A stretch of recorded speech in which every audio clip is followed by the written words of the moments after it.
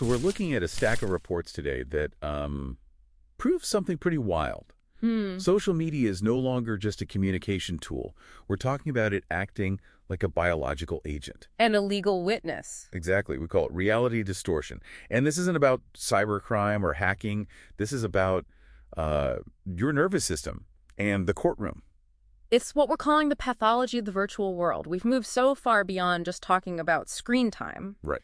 We are now seeing algorithms cause, this is not an exaggeration, mass psychogenic illness. And even physical fatality. And creating these bizarre legal precedents that, honestly, the court systems are just not prepared for. I think the most visceral example has to be the TikTok tics phenomenon. Oh, absolutely. Since around 2019, clinics in Germany, the UK, the US, they all saw this explosion of teenage girls showing up with severe identical tics. And the symptoms just didn't match the standard pathology for Tourette's, So what was the difference? Well, the distinction is crucial. Traditional Tourette's, it usually starts slowly in early childhood, and it affects mostly males. And this? This struck teenage girls, and it was abrupt. The medical community actually had to coin a new term for it. Which was? Mass social media-induced illness, or MSMI for short. And researchers actually traced this infection back to specific influencers. The virtual index cases. Right. Like in Germany, it was a creator named Jan Zimmerman. In the UK, it was this trippy hippie. They share their lives with Tourette's, and the algorithm just pushes it to millions. And that creates a dangerous feedback loop. You have vulnerable viewers, maybe dealing with anxiety, and they subconsciously start to mimic these symptoms. Why? To handle stress? To handle stress, to gain a sense of belonging, maybe.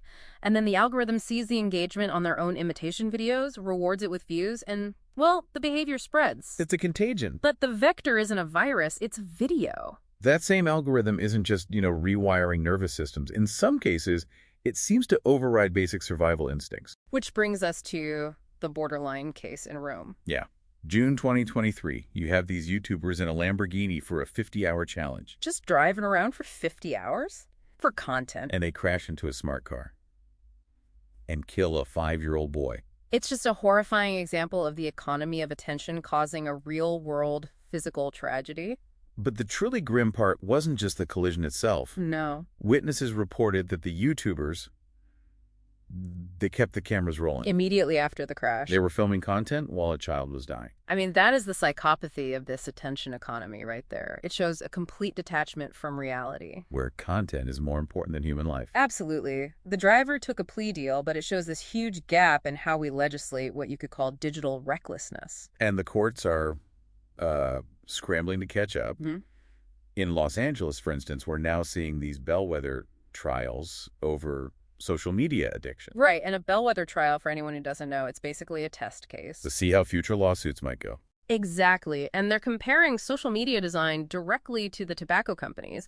They're arguing the platforms were intentionally engineered for addiction. And while the U.S. is fighting over the design, courts in the Middle East are.